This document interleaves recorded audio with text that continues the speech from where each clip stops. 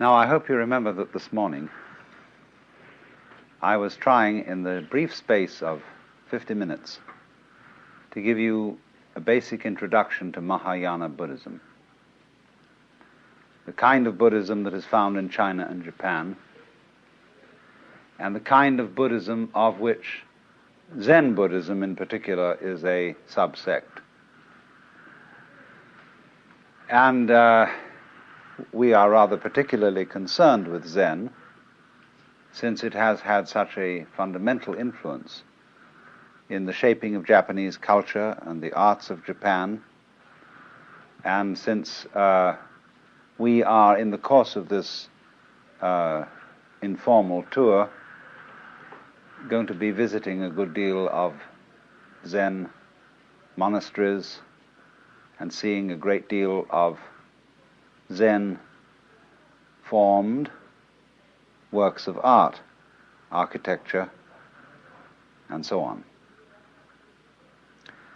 So I want to lead now tonight from Buddhism in general, or Mahayana Buddhism in general, to Zen in particular.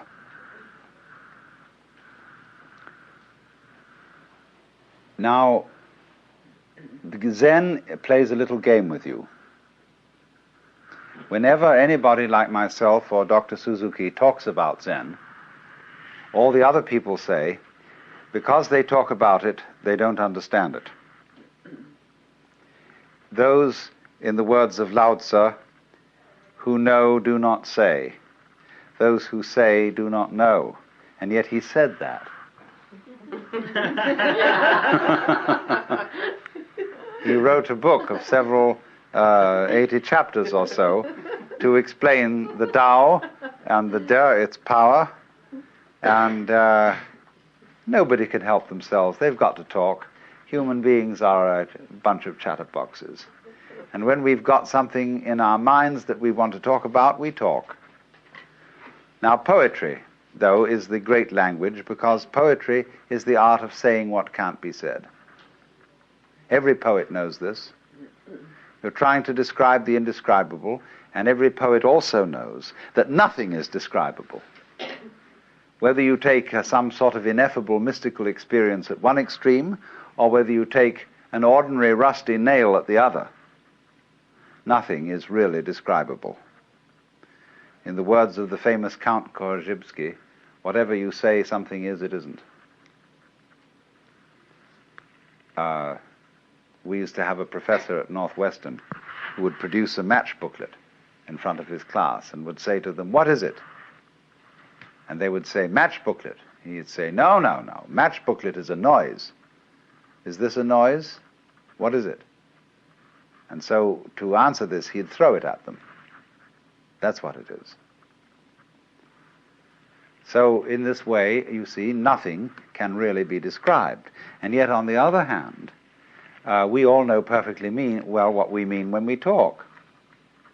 If you shared an experience with somebody else, then of course you can talk about it. We can all talk about fire and air and water and wood because we know what it is. And there's no mystery. And so in the same way, when it comes to discussing something so esoteric as Zen, it can be discussed. Only, Zen people play games with each other. They play little tricks. They test each other out by saying to somebody, I remember when I met Paul Reps for the first time, who wrote that lovely book, Zen Flesh and Zen Bones. And he said to me, "Well," he said, "you've written quite a number of books by now. You must think you're pretty fancy." I said, "I haven't said a word."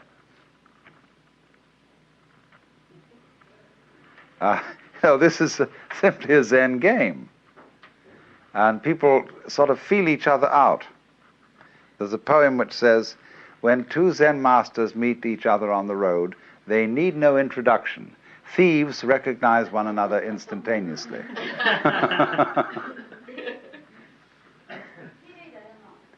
So now, having got that off my chest, it's to say then, if I were to give you a really proper and really and truly educative talk about Zen, I would gather you round here and sit here in silence for 5 minutes and leave. And in a way, this would be a much more direct exposition of it than what I'm going to do instead, which is talk about it. Only I have a feeling that you would feel that you were disappointed and somewhat cheated by this kind of behavior if I just left in 5 minutes silence. So then, this word Zen is Japanese way of pronouncing the Chinese word Chan, which in turn is the Chinese way of pronouncing the Sanskrit word jhana. And jhana is a very difficult word to translate into English, if not impossible. It's been called meditation. Meditation in English generally means sitting quietly and thinking about something, and that's not what Zen is. Contemplation might come a little nearer if you use the word in a very technical sense, the sense that it was used, or still is used, among Catholic mystics. Perhaps that's something a bit like Zen. But again, contemplation, as we normally use the word, has a sense of inactivity, a sense of not doing anything, of being completely still and passive, whereas Zen is something highly active. So we really don't have an English word for jhana, Chan, Zen. But I would say that we do know what it is because we do all sorts of things every day of our lives in this spirit. When, for example, you drive a car, most Americans, at any rate, drive cars since they were teenagers and are very expert drivers. And when they drive a car, they don't think about it. They're one with the car. Or when a rider of a horse is one being with the horse, when you watch a good cowboy or a cavalry rider, he's glued to the horse. He's like a centaur almost. As the horse moves, he moves. Which is in control? Is the horse riding the man or the man riding the horse? You practically don't know. Same way when you have an excellent dancing partner. Who leads? Who follows? It seems as if you are one body and you move together. That is Zen, that is jhana. And so in a wider sense, when a person doesn't react to life, on the one hand, or try to dominate it on the other, but when the internal world of one's own organism and the external world of other people and other things move together as if they were and indeed are one and the same motion, that is Zen. So you could say in a very, very simple way that the real concern of Zen is to realize, not merely to think, but to know in your bones that the inside world inside your skin and the outside world outside your skin, going out as far as anything can go into galaxies beyond galaxies, is all one world and all one being, oneself, and you're it. And once you know that, then you have completely abolished all the problems that arise as a result of feeling that you are a stranger in the world, that you are set down in the middle of a hostile and alien domain of nature or people who are not you. This whole sense of estrangement, foreignness to the world is overcome in Zen. Now, let me illustrate this a little before we go into Zen in any kind of technical way by a few rather superficial but nevertheless significant facts out of Japanese culture and the place of Zen in Japanese culture. Japanese culture is, as you may have noticed, or was, as you may have noticed, extraordinarily ritualistic. There is a right way of doing everything, a good form, a proper style. And nowhere is this more apparent than in such practices as the tea ceremony, or arranging flowers, or knowing how to dress, or knowing how to organize a formal dinner.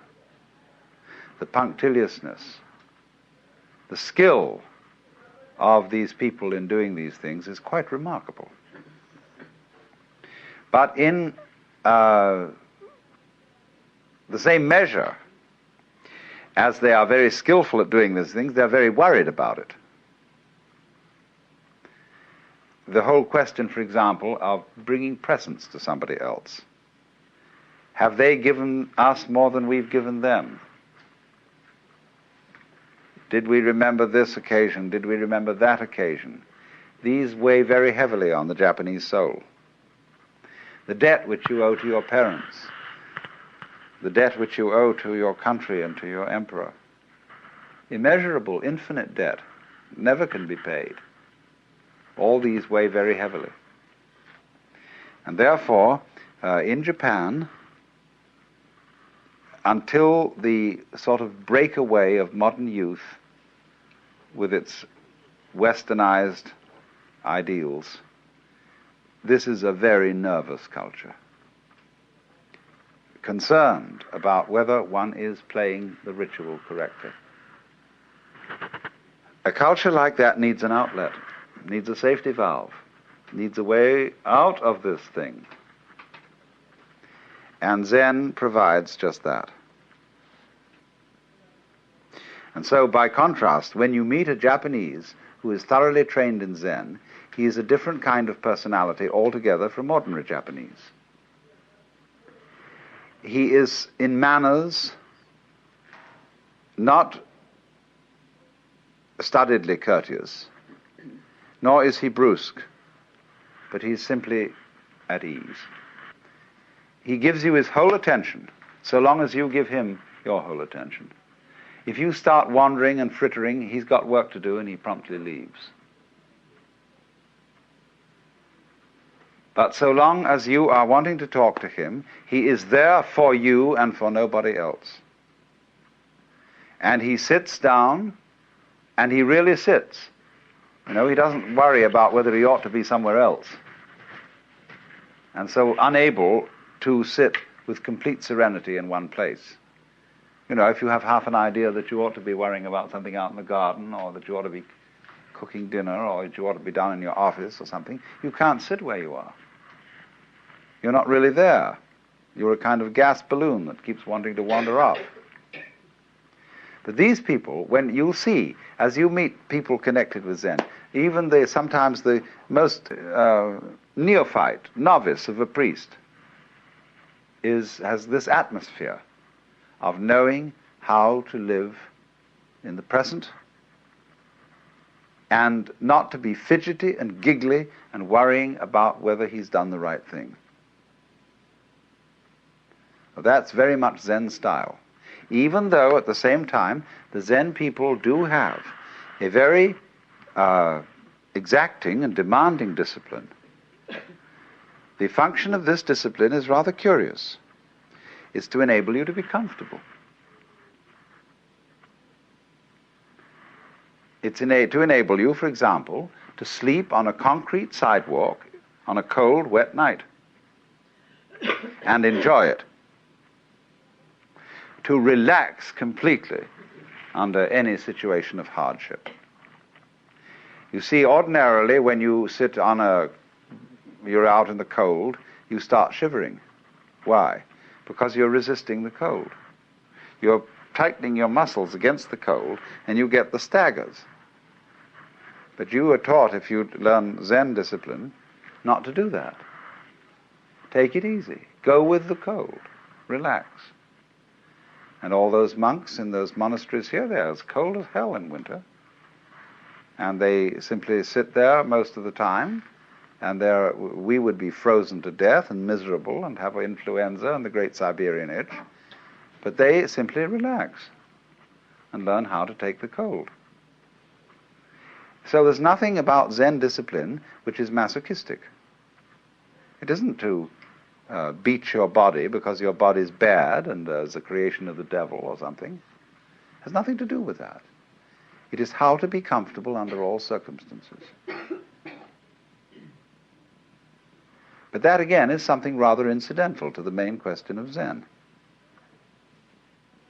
As I said, the Zen people, as you meet them and as you get to know their style of personality, are at ease in a culture that is not at ease. In a culture that is chronically concerned with protocol. And is it just right? That is indeed a terribly self-conscious culture, where everybody is always watching themselves and having therefore second thoughts about everything. And so the discipline of Zen is to enable you to act without watching yourself. We would say unself-consciously. But Japanese are as terrified of this as we are. They think, and we think, if I don't watch myself, I'll make a mistake.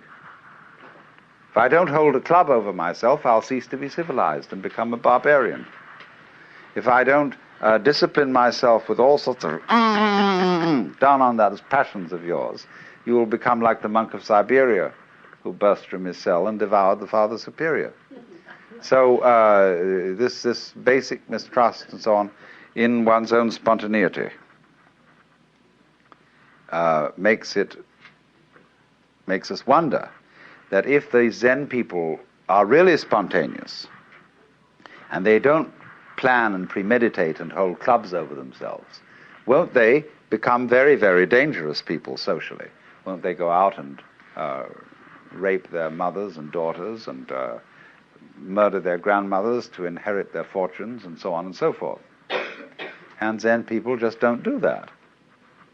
And yet they are perfectly spontaneous. So then,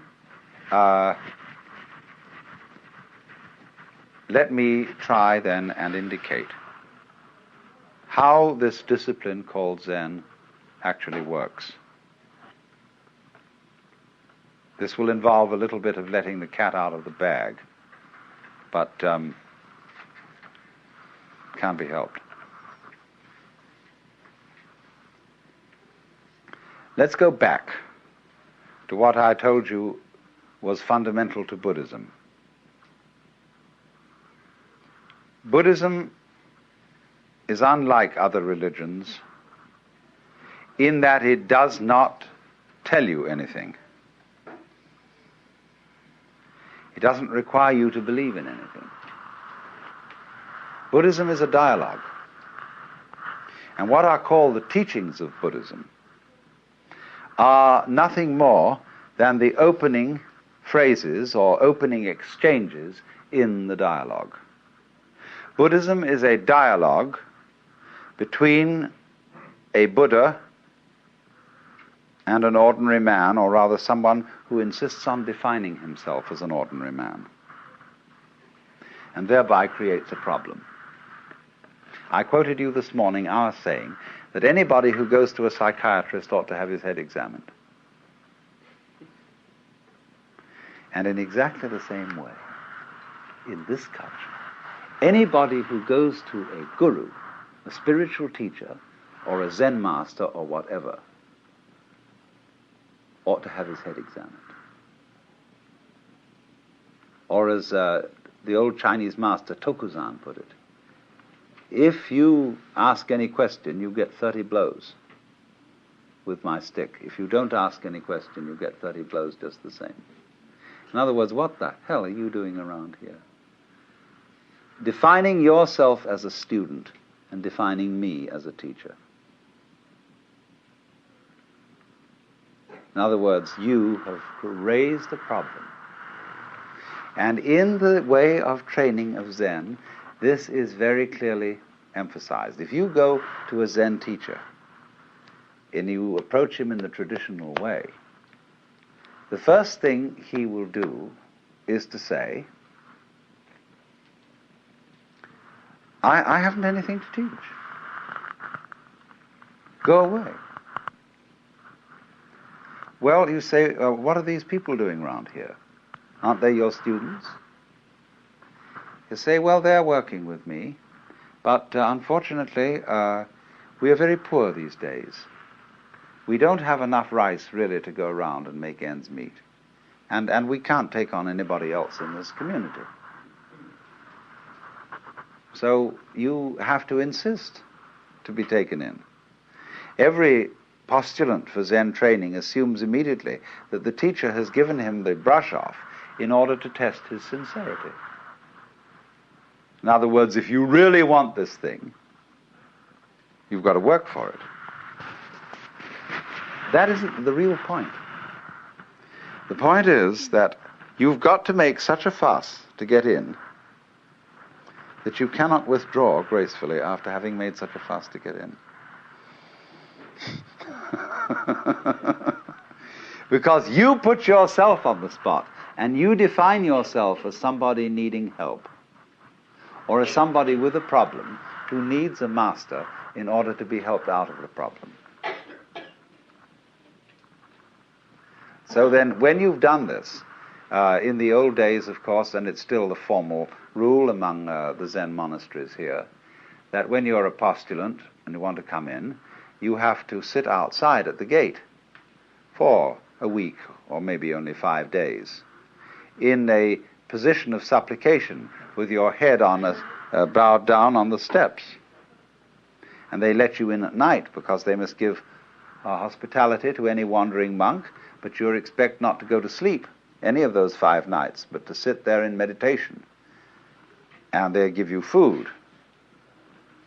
But you sit and you sit and you sit there and you make a damn fool of yourself, saying, I insist on getting into this thing.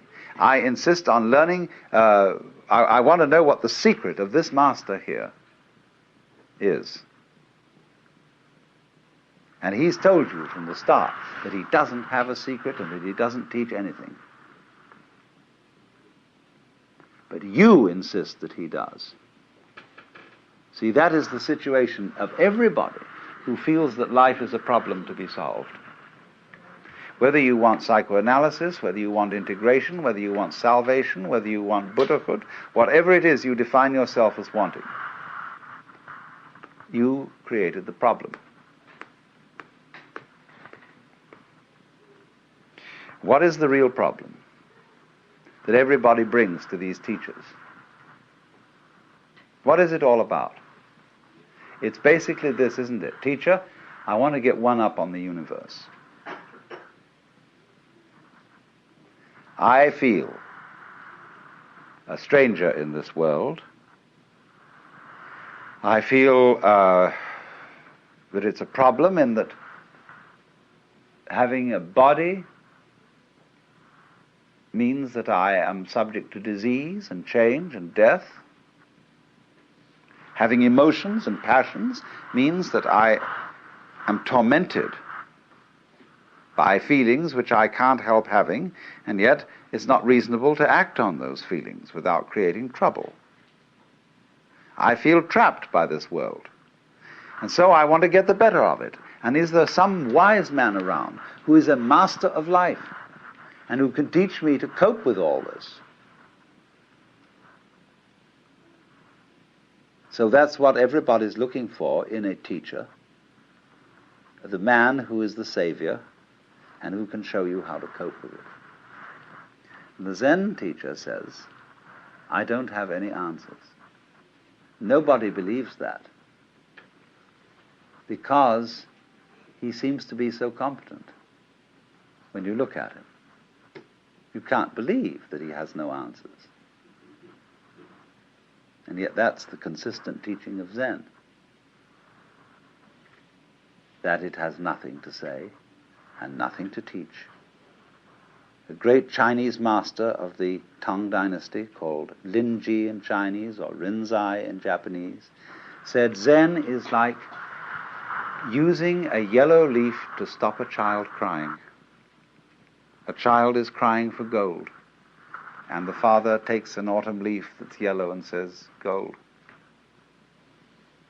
Or he said it's like using an empty fist to deceive a child.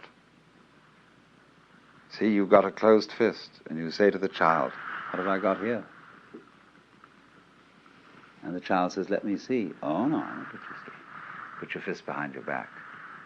And the child becomes more and more excited to know what the devil's in that fist. And fights and fights and fights, and finally is practically in tears.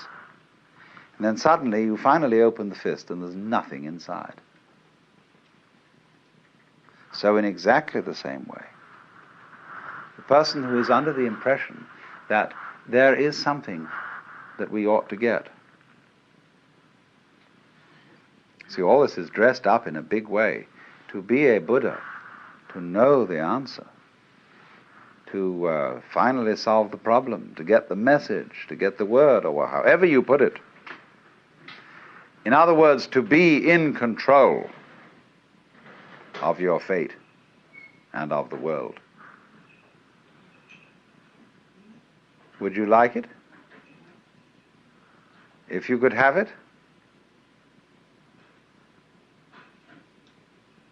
And so all these powers are projected upon the Zen master.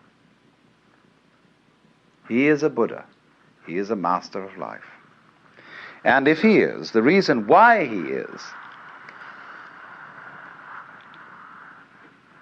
that he has discovered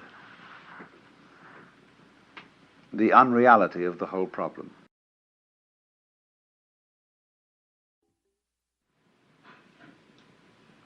And so all these powers are projected upon the Zen master. He is a Buddha. He is a master of life. And if he is, the reason why he is that he has discovered the unreality of the whole problem. There is not life on the one hand and you on the other. It's all the same. But you see, you can't tell people that. And just by telling, get them to see it.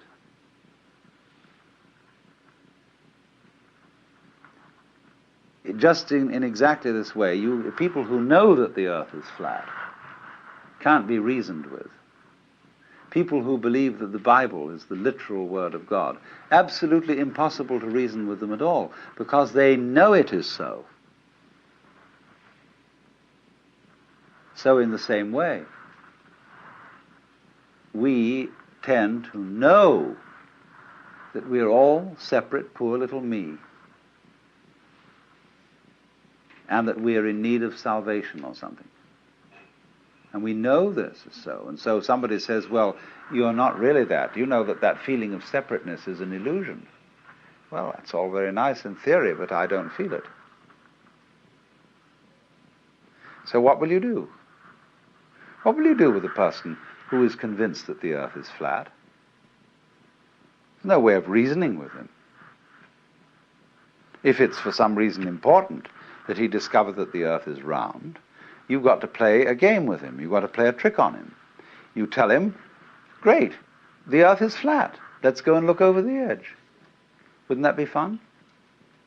Of course, if we're going to look over the edge of the earth, we must be very, very careful that we don't go round in circles, or we'll never get to the edge. So we've got to go along consistently, along a certain line of latitude westwards. And then we're going to come to the edge of the earth, just so long as we're consistent. In other words, in order to convince a flat earthist that the world is round, you've got to make him act consistently on his own proposition and go consistently westwards to find the edge of the world. Now, at last, by going consistently westwards, he comes back to the place where he started, he's been convinced that the earth is at least cylindrical. And he may believe you, then take it on faith that if he goes along a line of longitude, the same thing will happen. But you see, what you did was to make him persist in his folly. Now that's the whole method of Zen. To make people become perfect egotists. And so explode the illusion of the separate ego. So what happens? In effect, then, in the discipline of Zen, when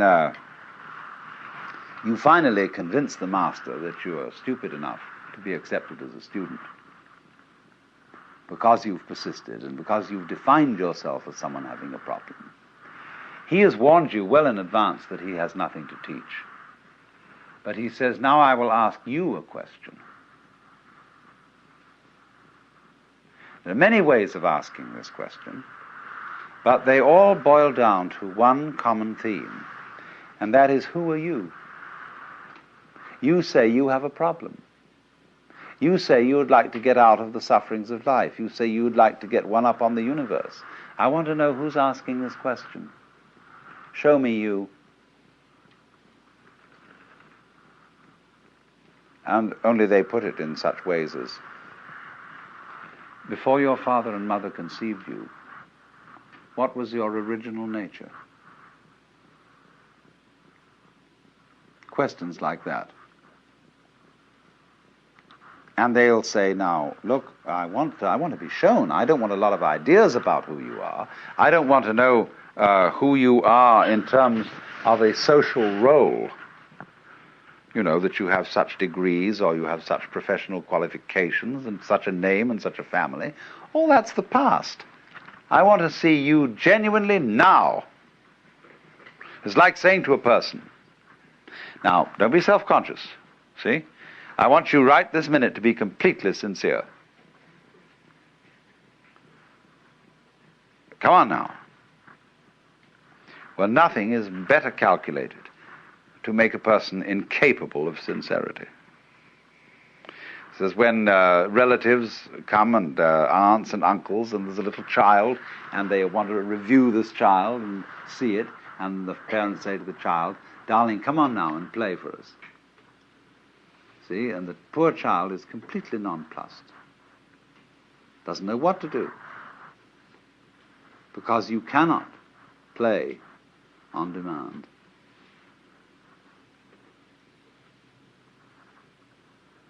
Now, what is the Zen teacher doing in saying to a person, you must answer this question by coming before me in fact, a rather formal situation, the kind of context in which a Zen master interviews his students is very formal. And there he sits, a sort of enthroned tiger. He's definitely, in this culture, a sensei, a authority figure. And so he's the last kind of person you can be spontaneous with. Because you feel that he knows you through and through. And that, do you know, ever read that story of von Kleist about a man who has a fight with a bear? And the bear is a mind reader and always knows what move he's going to make, so that the man can never conquer the bear unless he makes a move which he doesn't think about first. How will you do that? And you get the same feeling with relationship to a Zen master. You feel that he is absolutely aware of everything phony about you. That he reads you like a book, but that you can't find a way of being not phony. Think about this a little. You see, it's we can arrange a group session, and this is a little game that's being played by lots of people. It's a kind of psychotherapy. We can arrange a group session in which the gimmick is this, that when anybody says anything or does anything, the group or some section of the group challenges its sincerity. and says, "Why are you coming on so strong? Are you trying to dominate us?" And you see, anything that you do can be interpreted in that way. Because the moment a group of people starts making comments on its own behavior, it is setting up a situation within the group which is analogous, say in a TV studio, to turning the camera on the monitor.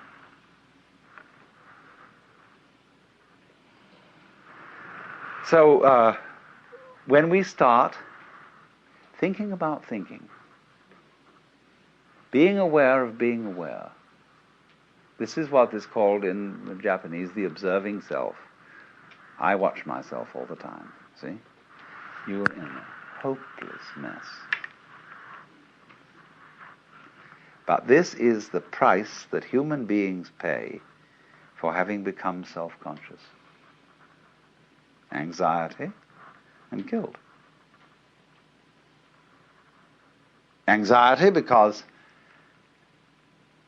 am I sure that I thought this out sufficiently carefully? When I left the house, did I turn off the gas stove? And incidentally, I remember turning it off, but can I trust my memory? I've learned to think about memory now, and I wonder if I can trust it. Maybe I better go back and look. I went back and I looked. But did I really see? I'm thinking about my sight and whether this is quite authentic. Did I look properly? Because you know how the unconscious can alter your senses. And so I better go and look again.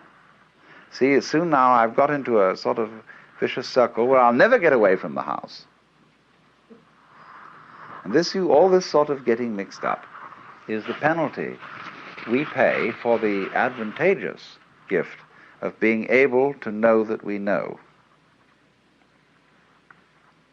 There was a young man who said, though, "It seems that I know that I know.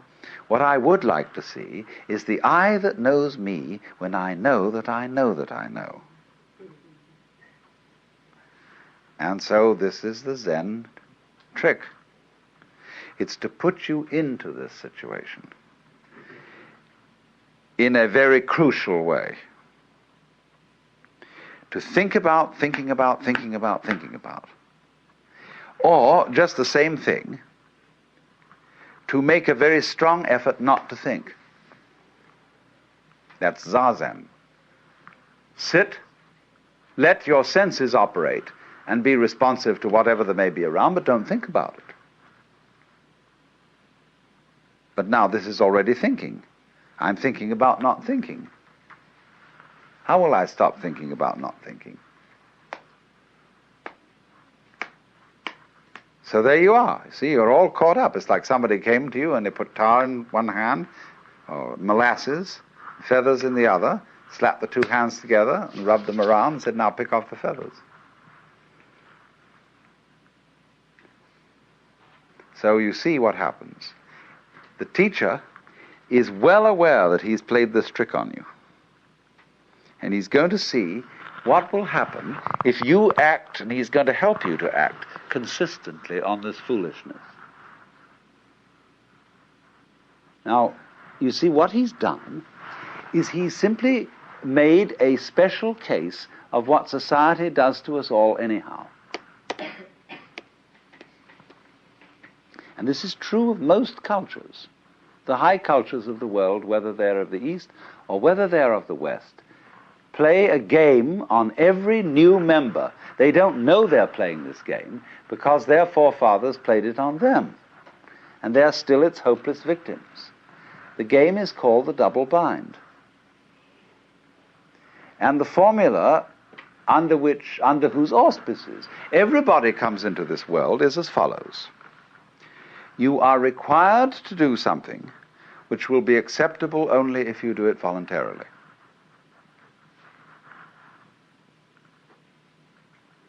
You must love me.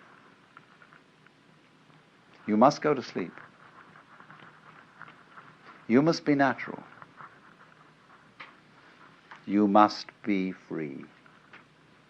Listen to that. You must be free. Now what happens, you see? Society, the community into which every child enters, defines the child.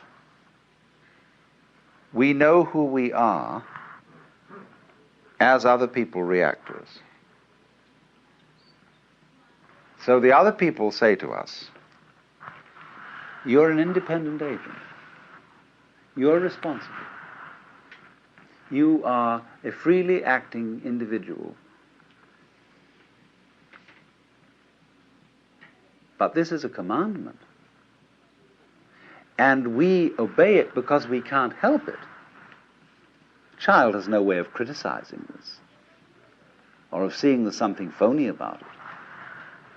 So the child has to be free because he is commanded to be so by the community. Now then, the community sets itself a problem. Having defined the child as an independent agent, and having got the child to believe that he's an independent agent because he isn't. In other words, he wouldn't believe this if he were independent.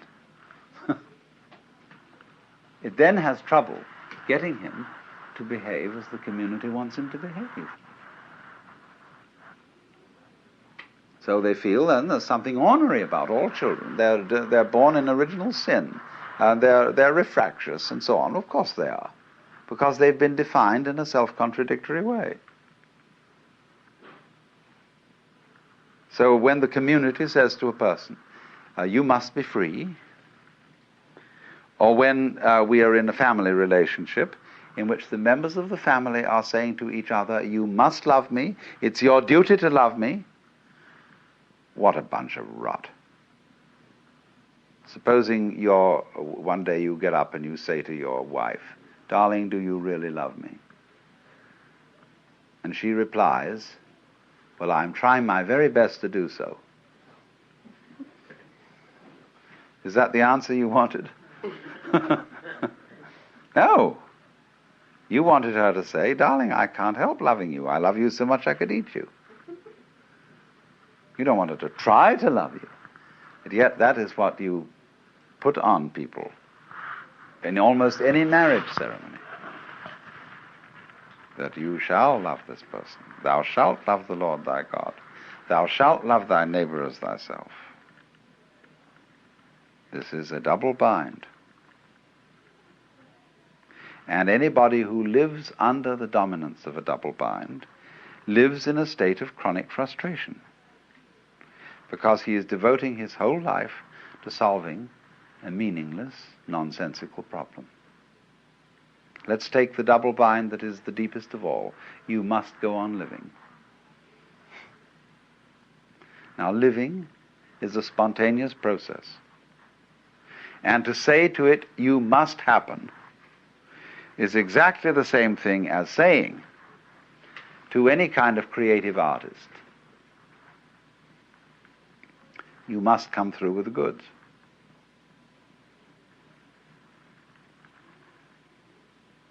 Tonight you must give the superb performance, and above all you must be unself-conscious. Well, this is being done to us all the time. And the object of the Zen discipline is that instead of doing this to people unconsciously, as parents do it and as teachers do it to children, and as the children's peers do it to their own peer members, in Zen the double bind is put on you deliberately, knowing how stupid it is. The teacher is well aware of everything he's doing and what tricks he's playing on you, because he has behind it all the compassionate intent of getting you into such a fierce double bind that you will see how stupid it is. So then, what happens is this. He gives you the double bind. Be genuine. I want to see you do something that is the real you. I had a friend who was studying Zen, and he was given some koan like this to work on. And when he was one day going for his interview, he walked through the garden that connected the Sodo, or the monks' study quarters, with the master's place, and there was a big bullfrog. Bullfrogs in this country are rather tame. People don't eat them. And so he swept up the bullfrog and dropped it into the sleeve of his kimono. And when he got in front of the teacher to answer the koan, that is to say, to do spontaneously produce his genuine self, he produced the bullfrog. And the teacher looked at it and shook his head and said, too intellectual. Or, as we might say, too contrived, too studied. That's not yet you. Now, do you see the bind in this? It's like being told that everything is all right at this moment so long as you don't think of a green elephant. So try not to think of a green elephant. See? Now, as he works at this, as he tries to produce the genuine you, the teacher really strings him out on this and makes him work and work and work over a period of many months, until he comes to the point of seeing this. There is nothing you can do to be genuine. The more you do, the phonier you are. But at the opposite extreme, there is nothing you can not do. That is to say, you cannot give up trying to be genuine. You can't relax, and be completely passive and say, well, let's forget about it. Let's think about practical matters and forget all these spiritual concerns. The moment you do that, your abandonment of trying is itself an insidious form of trying. For example, there's a very interesting Hindu teacher by the name of Krishnamurti that many of you may know about.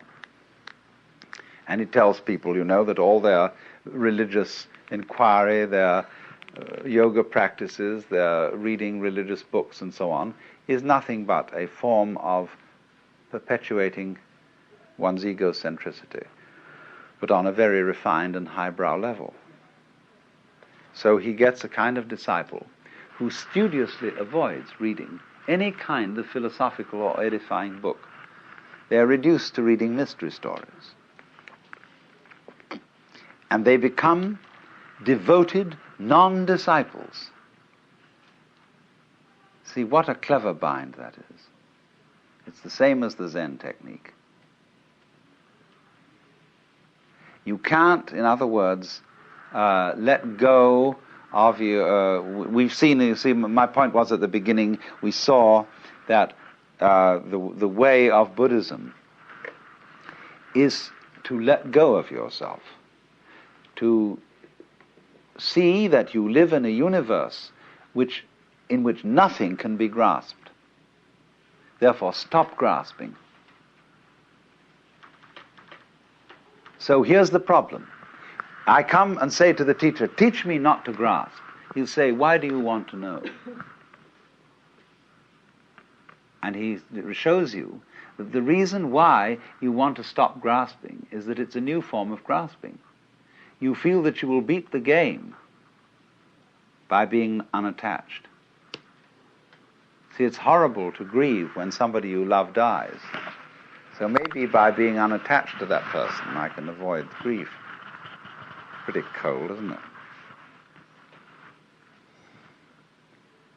Maybe, you see, by not having an ego, when life comes and bangs on me, if there's nobody there, it'll be all right.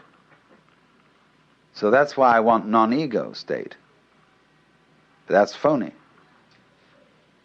All this is a new way of safeguarding and protecting the ego. So this is the way in which Buddhism is a dialogue.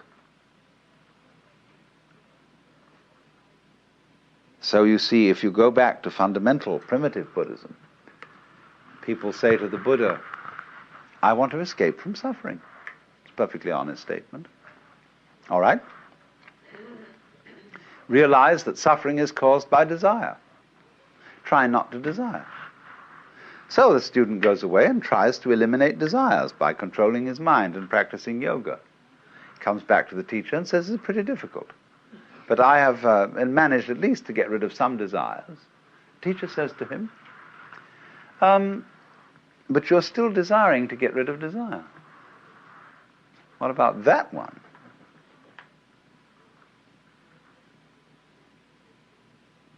And then the student sees that if he tries to stop desiring to get rid of desire, but then he's got to stop desiring to get rid of not desiring to desire. And suddenly he finds himself once more with molasses in one hand and feathers in the other, absolutely tied up in a vicious circle.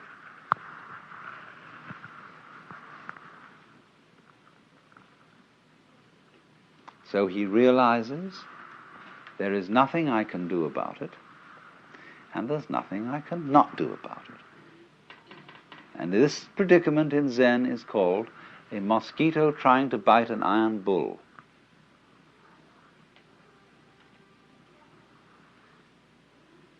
A position of such psychic extremity that nothing can be done about it. Now the point here is, what does this situation mean? When you find yourself in that kind of a trap, what's the meaning of the trap? Why, that's very simple. If there's nothing you can do, and also nothing you cannot do about a given situation, it means that you are phony. That, in other words, what we call a separate ego isn't there. Of course it can't do anything, because it is not an agent. And by virtue of the fact that it can't do anything, equally, it can't not do anything. It's completely phony. So what has happened is to expose the fiction of there being a separate ego, either to force its actions upon the world, or to have the actions of the world forced upon it as a puppet. This thing just doesn't exist, except as a figment of the imagination, or except as a game rule.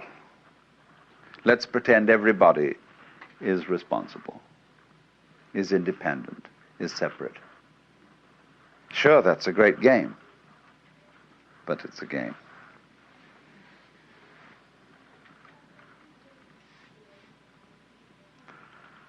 And so,